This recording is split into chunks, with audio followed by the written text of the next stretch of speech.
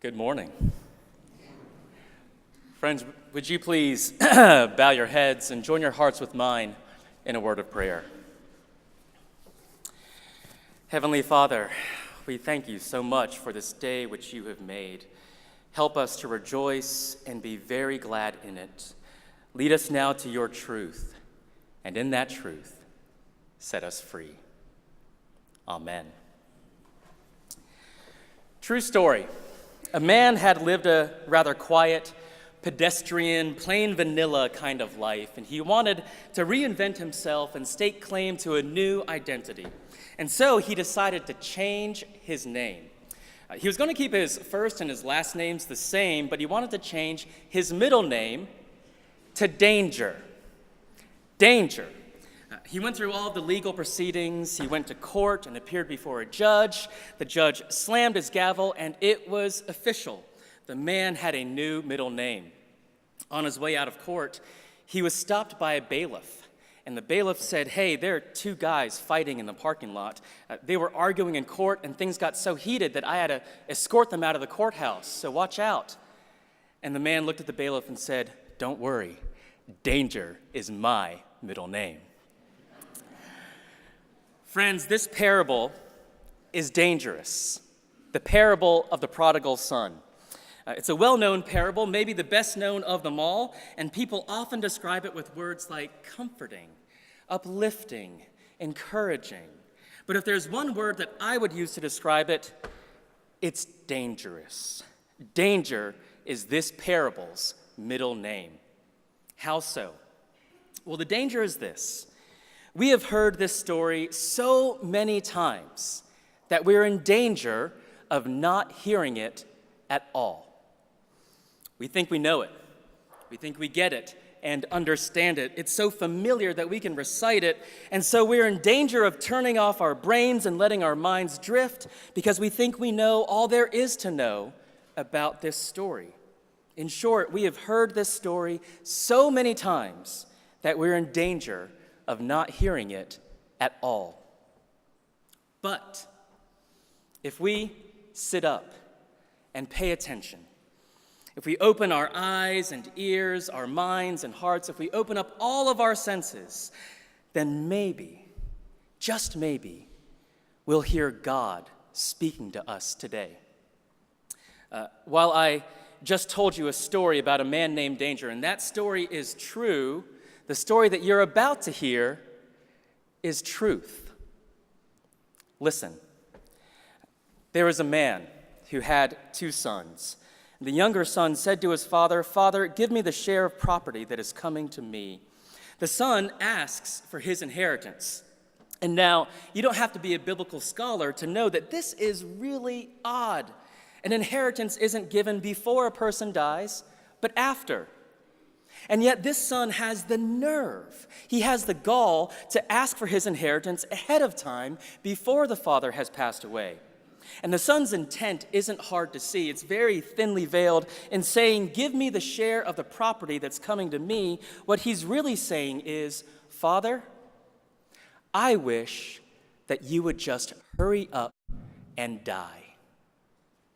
Father, I want your things, but I don't want you. Father, I'm interested in what I can get from you and extract from you, but not being in relationship with you. To me, you're nothing more than a means to an end. I only care about you insofar as you can benefit me. I wish you would just hurry up and die. I want your things, but I don't want you."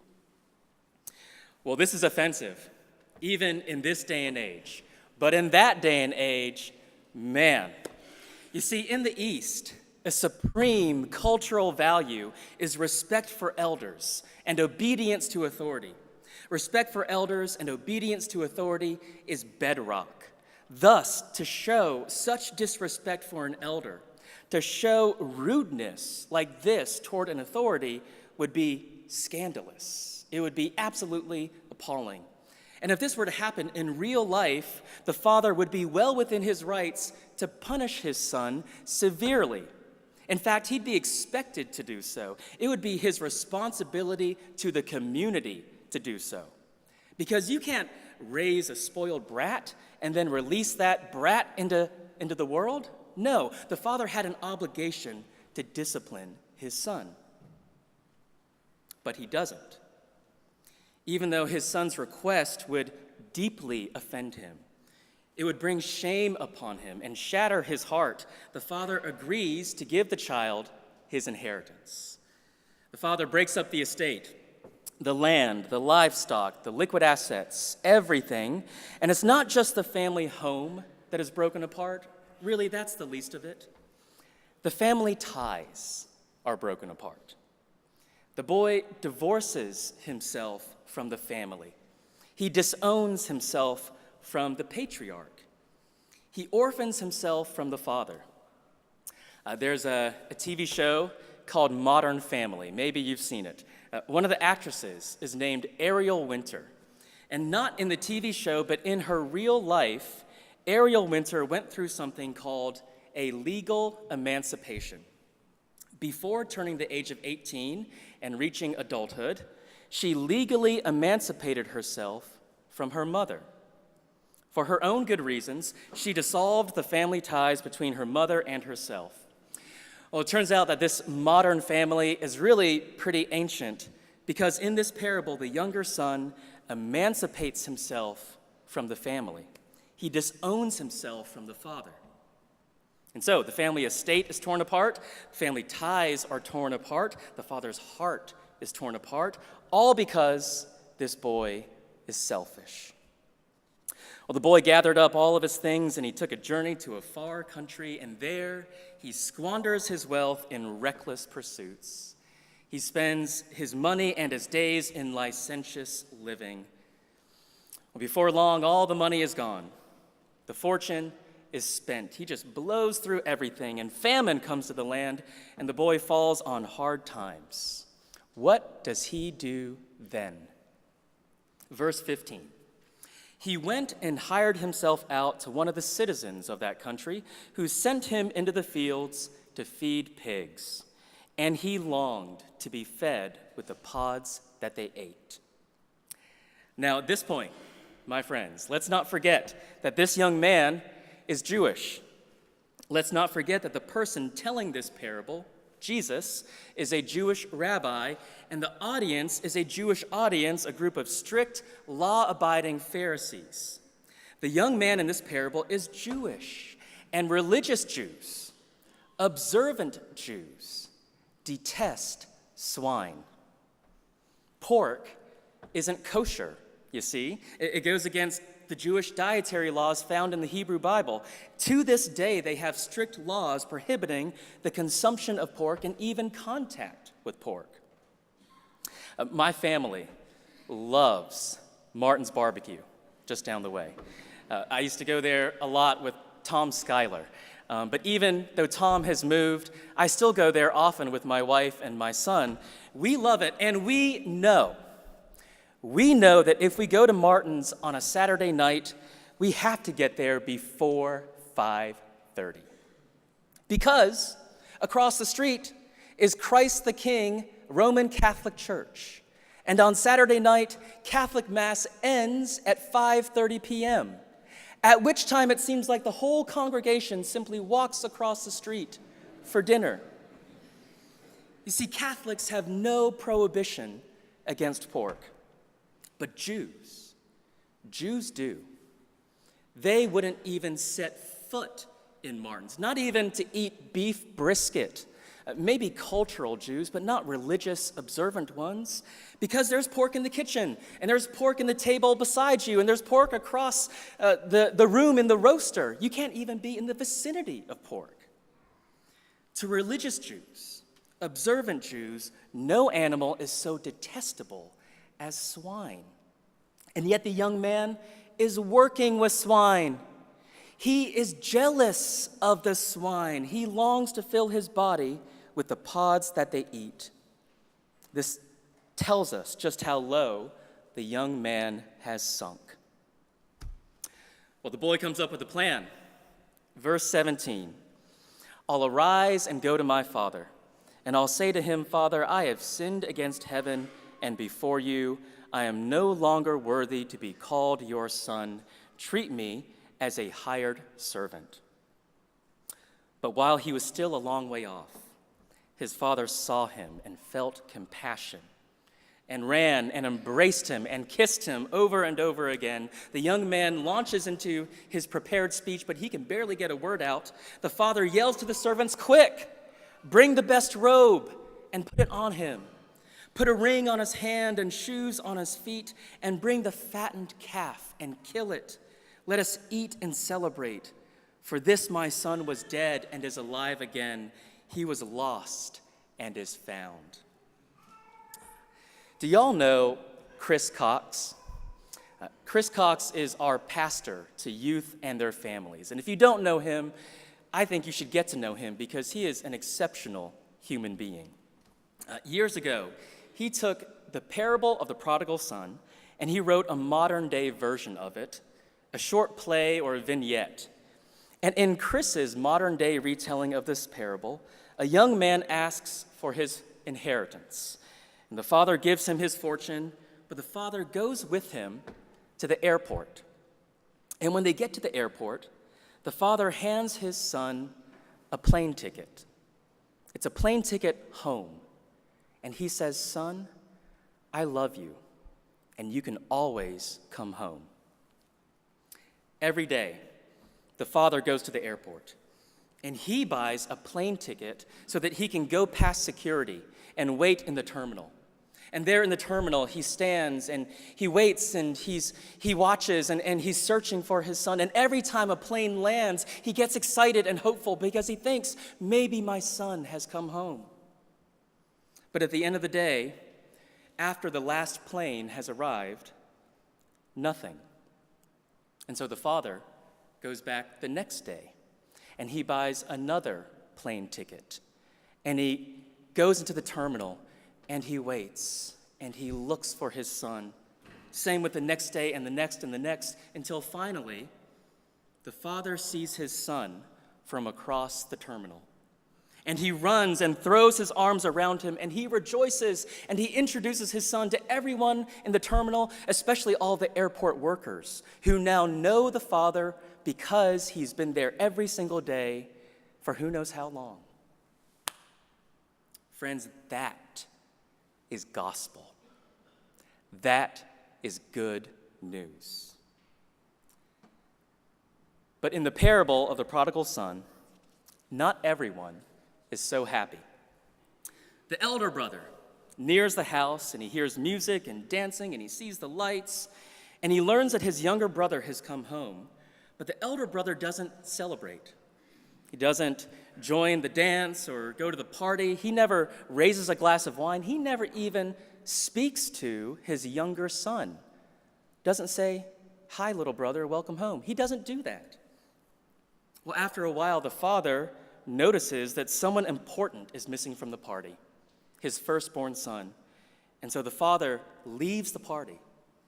He exits the house and he goes out and he searches for his son and he scans the horizon and he sees in the far distance his older son standing beneath a tree with his back to the party. And the father goes. The father is the one who covers the distance between the two. But the son, he explodes in anger. "Look, these many years I have served you, and I never disobeyed your command, and yet you never gave me a young goat that I might celebrate with my friends."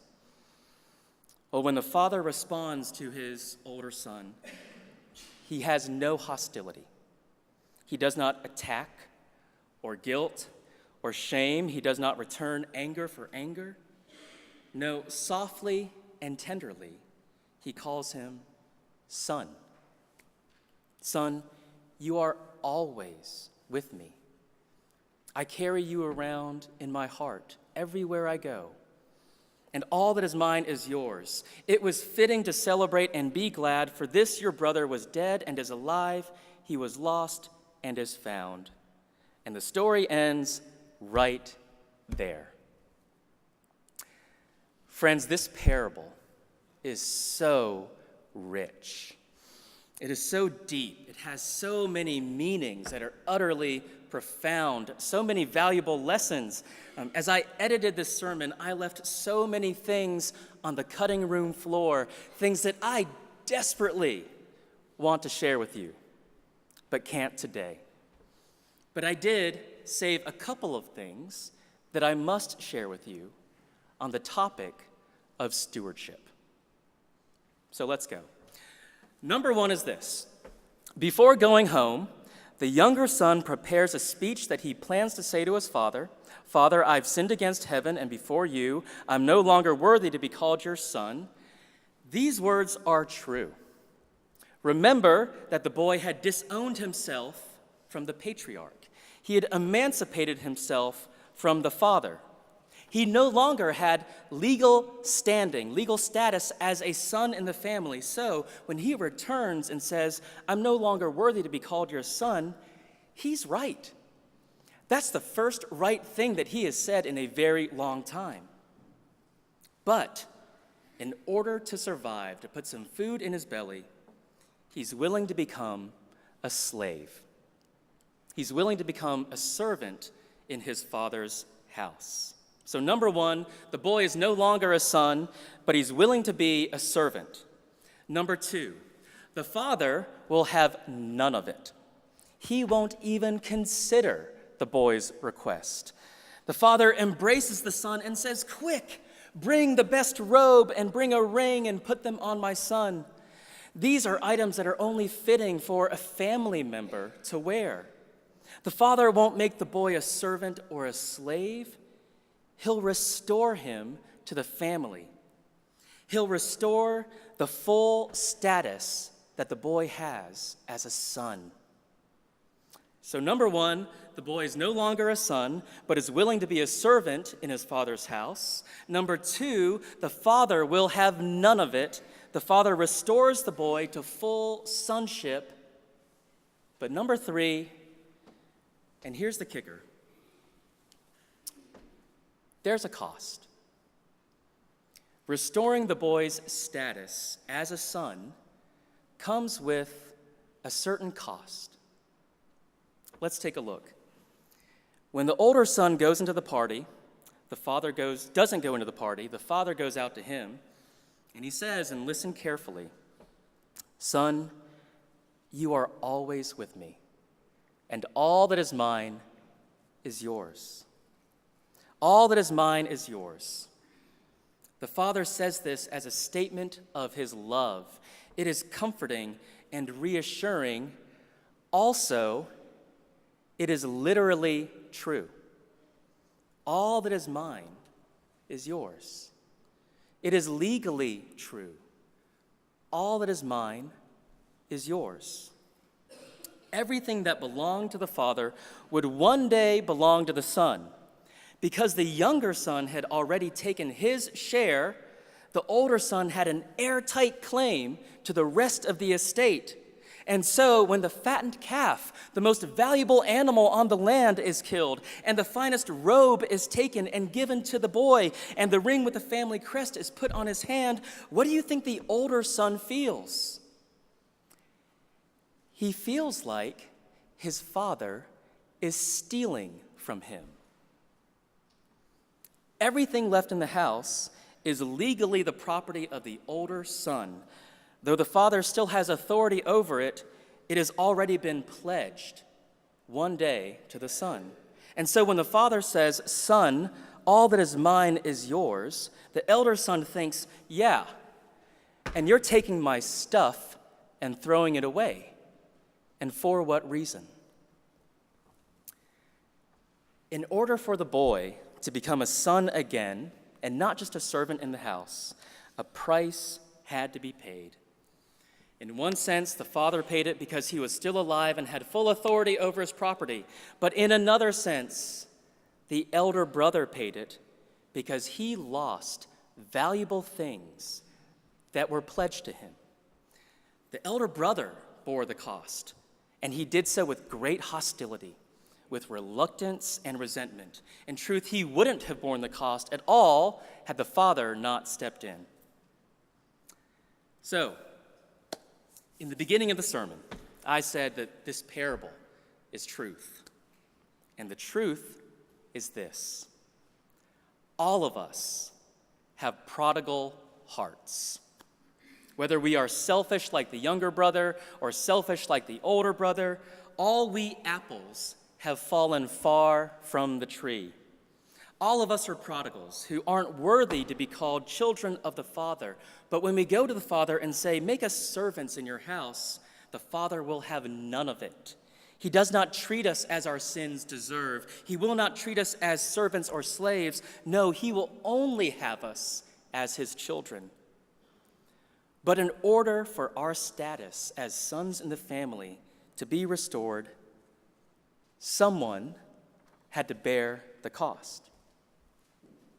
The true elder brother, the redemptive elder brother, the elder brother that the elder brother in the parable should have been, bore the cost.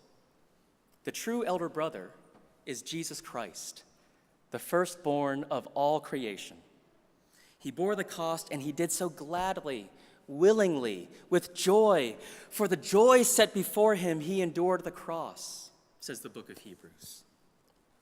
The Apostle Paul wrote two great treatises, two great theologies having to do with justification, the way that we are given right standing, right relationship with God. One is the book of Galatians, a little bit shorter, the book of Romans, a little bit longer. But listen to what each one says, because I swear the parable of the prodigal son is in these words. In Galatians, Paul says, "You are no longer a slave, but God's own child.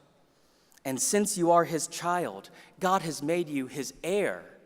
And as an heir, one day you will share in all the wealth of God." And in the book of Romans, Paul says, "You have not received a spirit that makes you fearful slaves, like the fearful boy coming back to his father, wanting to be a slave. Instead, you received God's Spirit when he adopted you as his own children, and now we can call him Abba, Father." Friends, when we understand the generosity of the Father, and when we understand the generosity of the Son, how can we not be generous ourselves?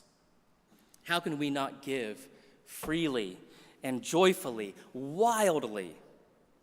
When we come back to the Father and he puts his robe and ring on us, how can we not open our hearts?